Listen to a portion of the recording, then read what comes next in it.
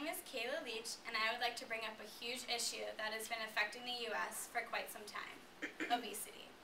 According to the Office of Surgeon General, 1 out of 8 deaths in the U.S. is caused by obesity-related illnesses.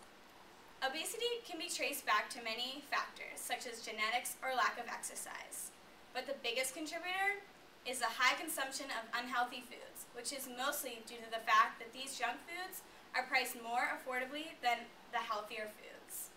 Since so many Americans are consuming these low-priced, unhealthy foods at higher rates, obesity has become common in the U.S. According to an article in the New York Times, 34% of U.S. adults are obese, and 17% of children are obese in America. Despite the fact that many people are aware of this, they continue to purchase these unhealthy foods. But why? One reason is that junk foods are cheaper than nutritional foods, and this is due to the subsidies in the prices of foods made with genetically modified corn products and chemical additives. To lower this health concern, I believe our government needs to place a tax on unhealthy foods and make more nutritional foods available to the public. By placing a tax on junk foods, obesity rates can be put under control, newer and healthier methods can be produced, and nutritional foods will be obtainable by all social classes. And finally, our very own economy will benefit from these changes. First, I'm sure many of you are asking, how would we come about taxing these products? According to an article written by Adriana Badalas, 2 proposed methods of taxing junk foods. First, taxing foods based on their saturated fat content, and second, taxing foods based on the point-of-sale method. The first method would be ineffective because consumers can find alternatives to foods with high saturated fats, and which contain more sodium, which causes heart disease. The second, the point-of-sale method, would only increase government income. This point-of-sale method was proposed by British researchers and was named Model SSCG3D, where points would be assigned to all food products based on their content of 8 nutrients. The scores would range from -12 to +29. -12 being the more healthier foods such as spinach, and +29 being the unhealthy foods such as chocolate chip cookies. Since food products have points, consumers will be aware of the unhealthy products they are about to consume and stray away from the unhealthy foods. Studies conducted in Britain reveal that this method can prevent over 3,200 cardiovascular-related deaths. Badalas also states that the #1 cause in both Britain and the U.S. is heart disease.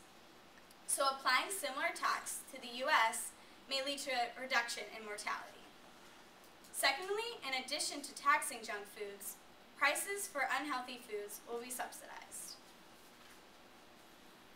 Subsidies would lead farmers and retailers to increase the availability of fruits and vegetables. And with healthier foods being at lower rates, people will be more likely to consume these products. The revenue from this tax will be put to good use because healthy foods would be subsidized, so people would in turn have healthier diets. Grocery stores can be opened up in neighborhoods that do not have as much access to these groceries, such as low-income neighborhoods, encouraging them to go and purchase these lower-cost healthy food products. The money would also go to a foundation to help awareness of obesity and promotion of healthier lifestyles. Finally, the money could also go help fund a health reform in the U.S. as well. Next, low-income families would also benefit from these health food subsidies.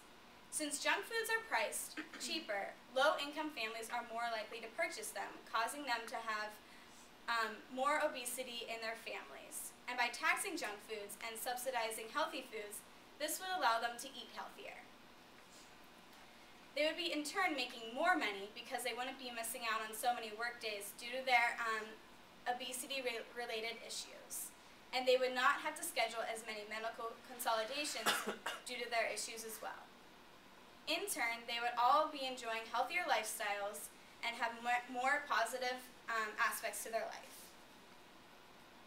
Finally, the economy would also benefit from these changes. Insurance premiums would go down due to the reduction of obesity rates. Also, health insurances would not be so expensive. A report done by the Standard Urban Institute in 2011 states that health insurance increases about $150 a year due to obesity.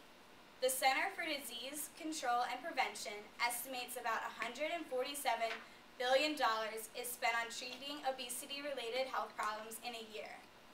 With this tax, these problems would be significantly reduced.